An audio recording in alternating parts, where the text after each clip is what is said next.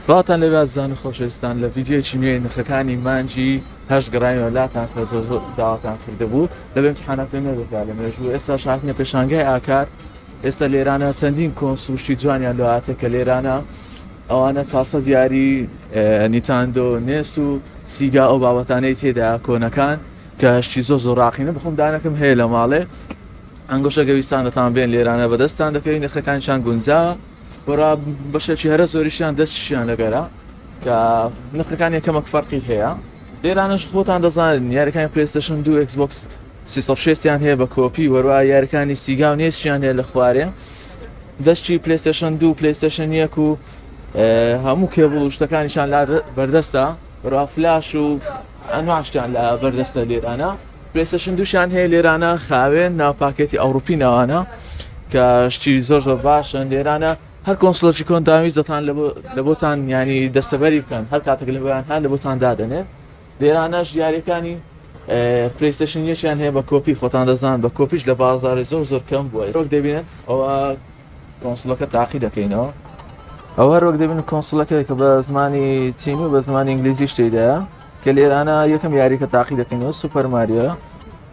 هەر پێویستە یاری سوپەر ماریۆ تاقی بکەیتەوە ئەگەر ئەو کۆنسڵی بکڕی یاری سوپەر ماریۆ نەکەی نابیسە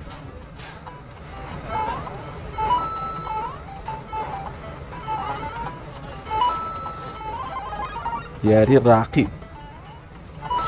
هەم دەتوانن بە دوو نەفەریش یاری پێ بکەن بەو دەستکەی لێرانەیە بەروە دەتوان بیدەنە تیڤیەکانیشتان ئەستا تیڤی یاری سوپەر ماریۆ بکەی یان یاری کۆنەکان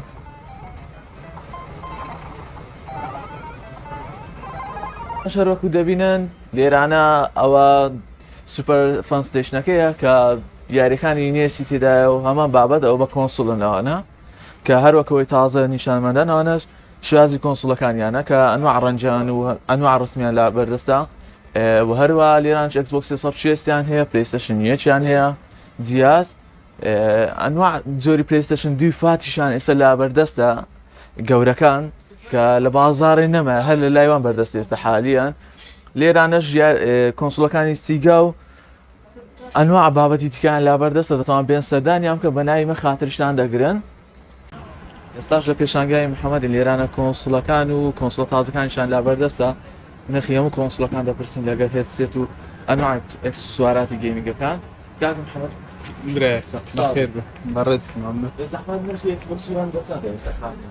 وان ئێز مستعمل هەیە نوێی نییە 500 گیگای لێ و 320 یەک تێڕایەکەی 350 ئەدی PS4 پلسفۆر بە نوێتیان دەگرامەوە بیتە 355 دلار دەستی دووشی دەور و 320 ئەو هەسلیمەکەی فاتەکەی دەور 250 دەستی دوو پڕۆ دەستی دوو هەیە بە 260 دلاریە سیریزێس هەیە بە 327 دلاریە سیریزێکسەکە بە 640 دلاریە هێسێتەکان بە گشتی لە 13 تا 120 دلاری کلااوەفا 5 دلارە کلااو دوو 8 دلارە هەیە 20,000 25 و 15 و 13,000 ڕایزەرەکان هەیە 30 دلارە ئەو 45 دلار ماوسپاتەکانیان لێرە هەرز هەیە گەنە لای کورسەکان ئەوانە بە 4,000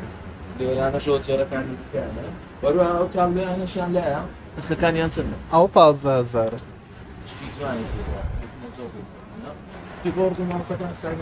ئەوە سێت کام لە کیبۆرد و ماوسە و هێسێت و ماوسپاتە بە 35,000 هەیە ئیحتیاجی بە 20,000 میکانیکەڵ هەیە ڕێدراگۆن بە 40,000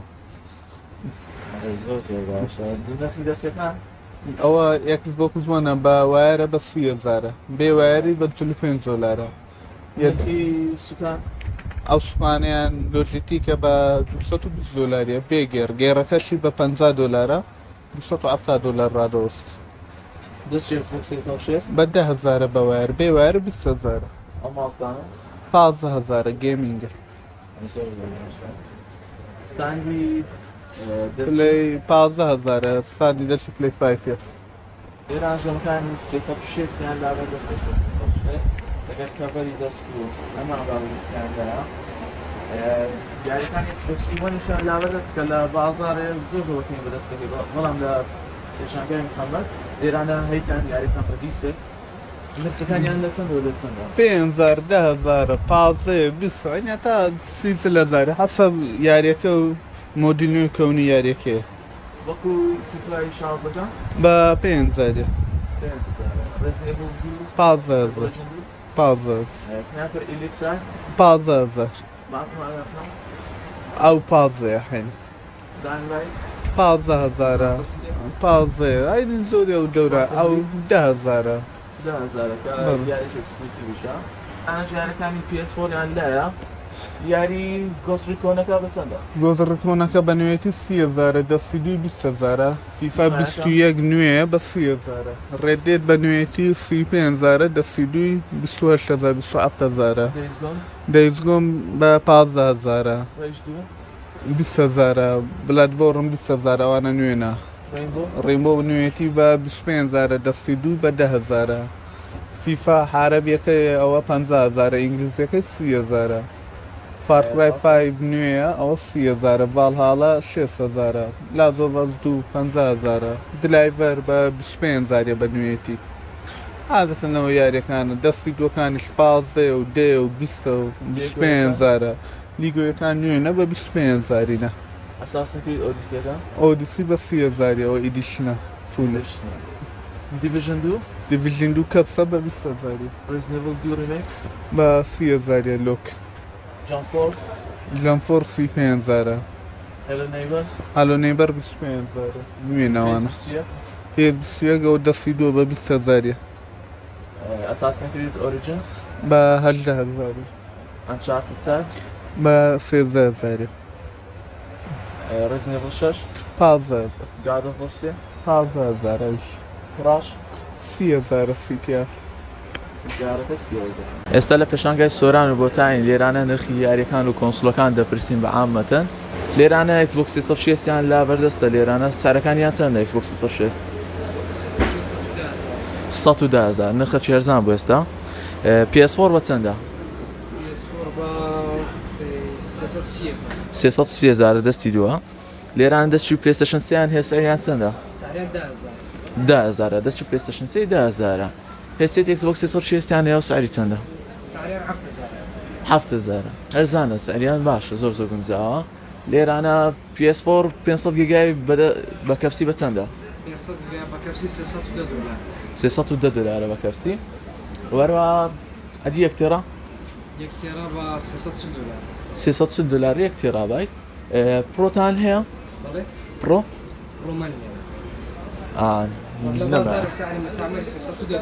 300 دلار مستعمل پرۆ لە بازارێ لێرانە پلیستشن سیانە هەیە سەریان چەندە سێ فاتە سەریان 7,000 لێرانەش هەروەکو شوێنەکانی تکە دیسکەکانی Xbox 360یان هەیە بە کۆپی یاریەکانیش سارەکان دەپرسین ڕێنبۆ سیکس سیج 10,000 دیسنی 10,000 Overwatch سعری بە 15,000 15,000 NBA Live 15 15,000 Grand Ace 10,000 Astro 10,000 ئەو یاریە Ascension ئەوەشن سعری 12,000 Tomb Raider سعری 10,000 10,000 Ghost Recon 15,000 Mortal Kombat 11 15,000 Uncharted 10,000 Metal Gear سعری 15,000 Watch Dogs 15,000 Detroit Fallout 10,000 Thief ئەوش سعری 10,000 MotoGP 10,000 ئەو کۆلێکشنە 15,000 NBA 15,000 ئەوەشان ئەنتم Project Cars 10,000 Crew سعری بە 15,000 Homefront هۆمیفرۆن سعری 15,000 Advanced Warfare Call of Duty Fallout 4 ئەوش 10,000 Far Cry 4 پارکرێت چار بە 10,000 Killing Floor 2 15,000 Murdered 10,000 Division 10,000 FIFA 19 10,000 Metal Gear Survive 15,000 Mountain Blade 15,000 Halo Paint 10,000 لە Xbox One-یەوە Dragon Age Inquisition Resident Evil Revelation 2 15,000 PS18 10,000 Horizon Horizon سعری 5,000 For Honor سعری 10,000 Infamous سعری 15,000 Star Wars Battlefront 1 15,000 سعری هستیەکان ئەوە سەریەتەکان بە 10,000 سعر نیە 10,000 زۆر باشە سارەکانیشان گونجا و هەرزانە پێشانگەی وەستا ئارام و مازنین کە لێرانە جۆکەر و هەر بابەتەکی ئیشی پلێستشن سێوی یان پلێستشن فۆر بیتەن جۆکەرکردنەوە بابەتانە دەیکەن وەروە لە بۆ هارد و شتیشان لابەردەستە لێرانە چاکردنەوە هەموو بابەتەکانی پلێستشن سێ و PS4یان هەیە لێرانە دەتوانین سارەکان بپرسین فەرموو نرخی جۆکەرکردنی پلێستشن سێ چەندە؟ والله 5,000 و 10,000 لەو بەر لەو بینێ بەرێ سعری پلێستشن سێ فات فات ئەگە نەکرایبتو لە دەوری 8,000 ئەگە کرایبتو لە دەوری 50,000 سلیم بە 100,000 سوپەر سلیمەکەتان هەیە؟ ئەو شێ ئەو بە 7,000 یاریەکانی جۆکەرەکان بە چەند دادن؟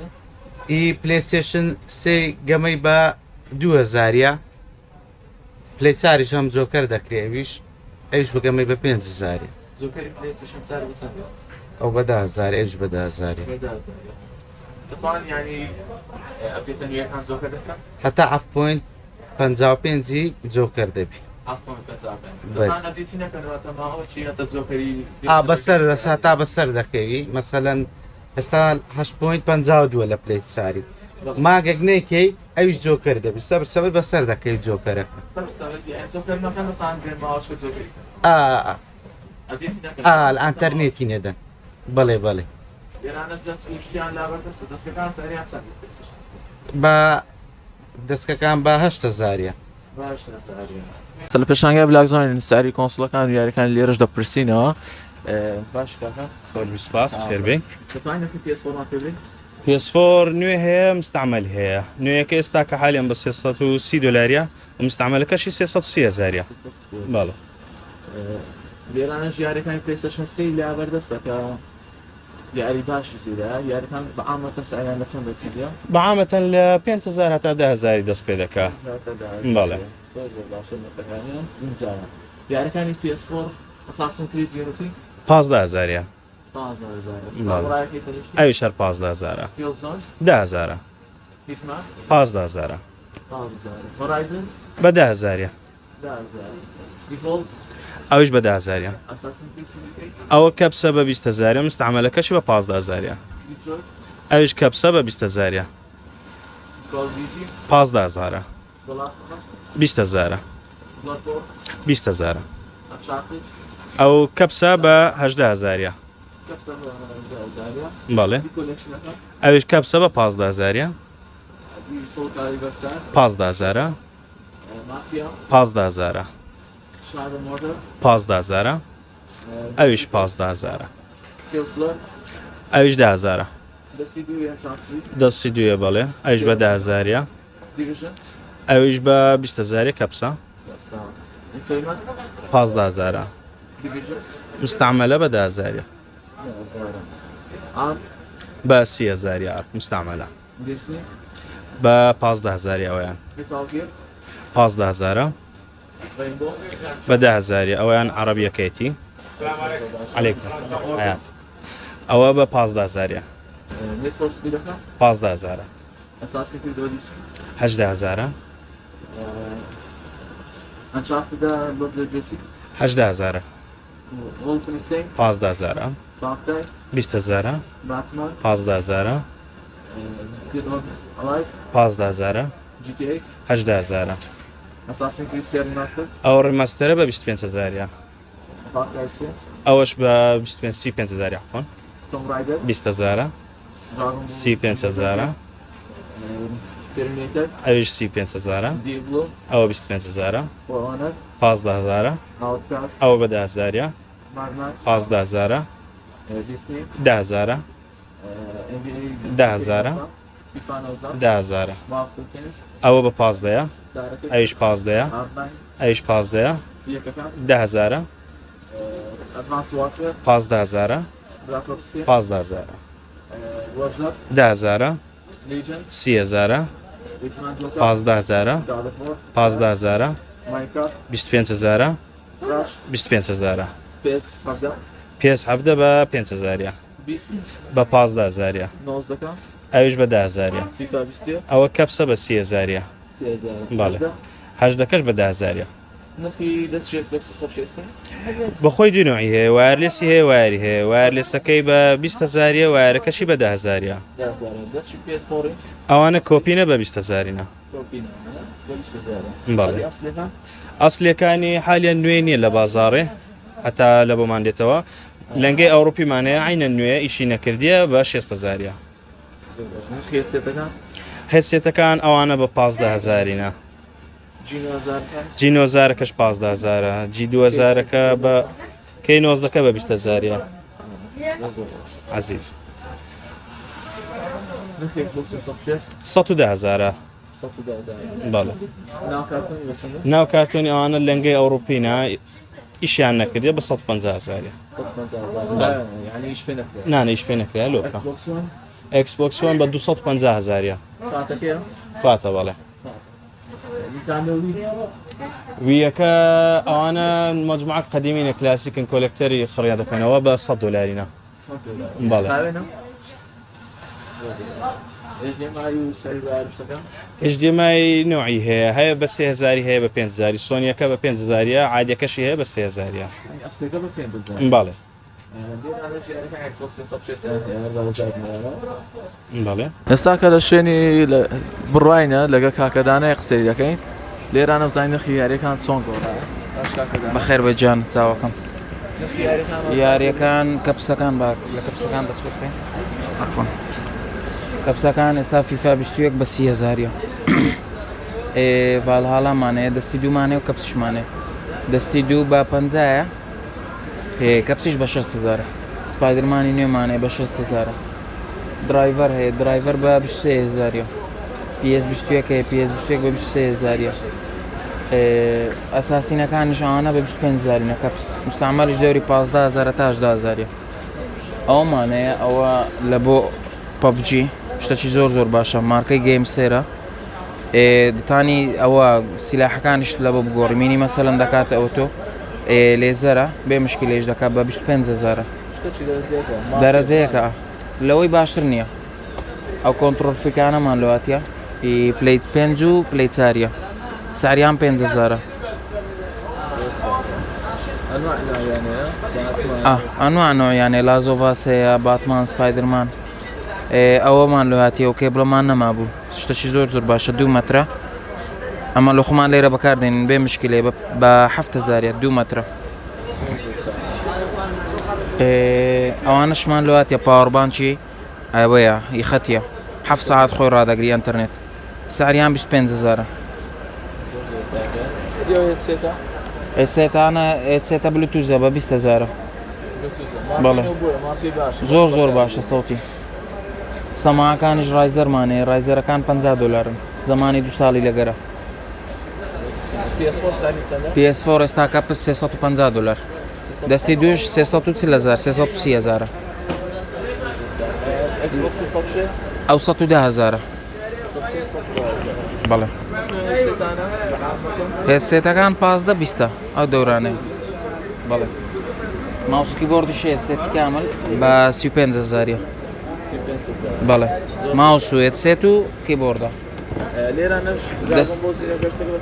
ئەو بە 20,000 بەڵێ دیژۆنەر بە 20,000 ئەویش بەڵێ سیدیەکانی تکە بلاکۆپسێ 15,000 لێرە ڤی ئەومان لەواتیە PS5 ڤلچ ساری 6,000 بەڵێ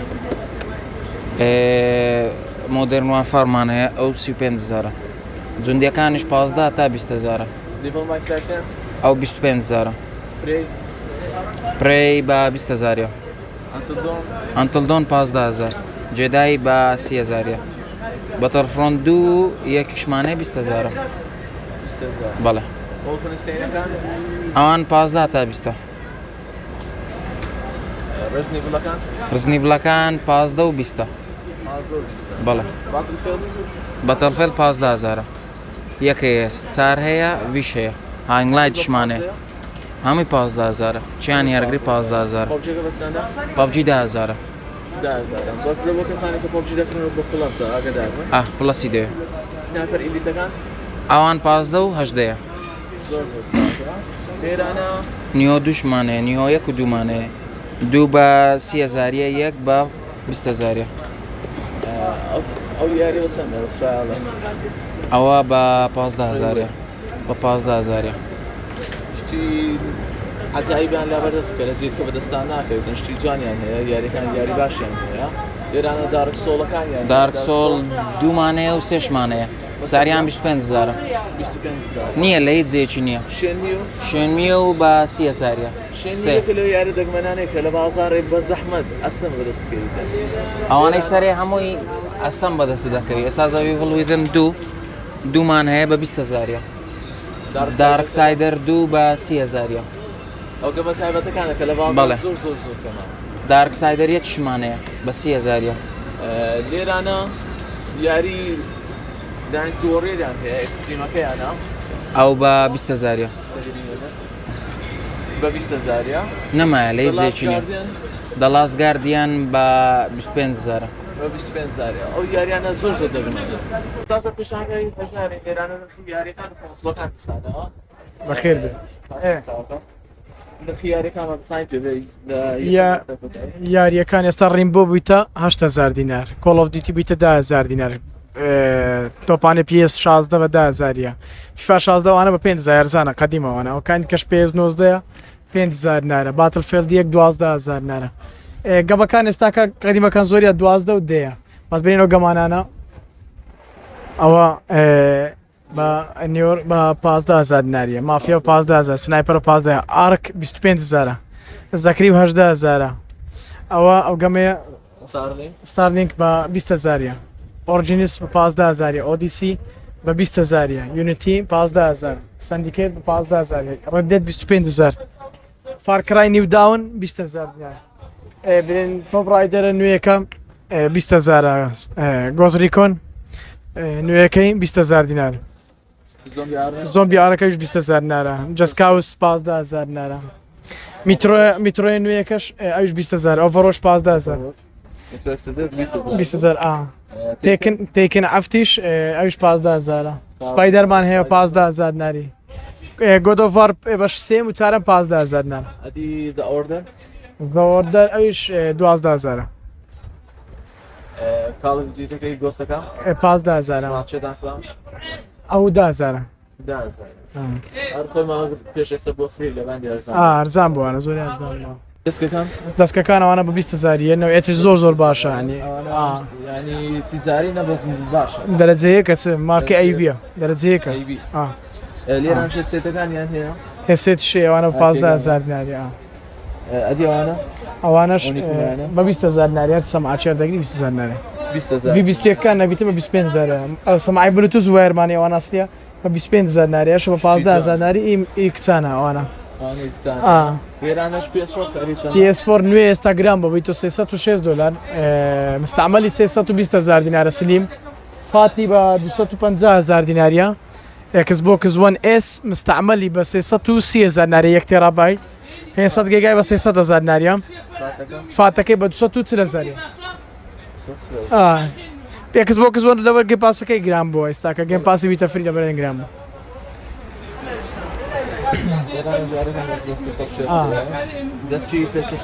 دەستی پلی سی بە 8,000 دیناریە ناوێتر زۆر باشە ئەو نوع مۆدیلە شێ دەستی پلی چاری ئەو مۆدیلان لەسەر فیفای هەیە ئەساسینی هەیە کراشی 4-5 مۆدیلی هەیە ناوێتر زۆر جوانە ئەو فیفا 21 هەیە ئەوانە بە 35,000 دیناریە ئەگەوی بە ناوی توش بێ داشکای لێ دەکەین و بە 25,000 دێنێ هەرێکە گاتە پێشانگای ژاری بە ناوی تو ئەو داشکین لێ دەکرێت ئەوانە 20,000 دینارە بەس نەوێتەکەی باش نییە زۆرەوە زۆر باش کاتا دەکە لە پۆبجی کاتا دەکات ساش لای کاکە و شارینە لێرانە یاریەکان پلیستشن 2 یاری کۆنەکان لەگەر Xbox 360 یان Xbox 360 هەیە و پلیستشن 3 هەیە یاری زۆر باشی هەیە کە لە بازارێ بە زەحمەت بەدەست دەکەون باش کاکەشە خير بيت خير بيت نفی یاریەکانی پلیستشن 2 بەعامەتەن لە چەند چەندی والله عامة 10,000 8,000 عفتا 5,000 پێوەی یاریەکان چونکە کۆنا یاری هەیە 10,000 زۆربەی 10,000 کەمیەکەی 5,000 عفتا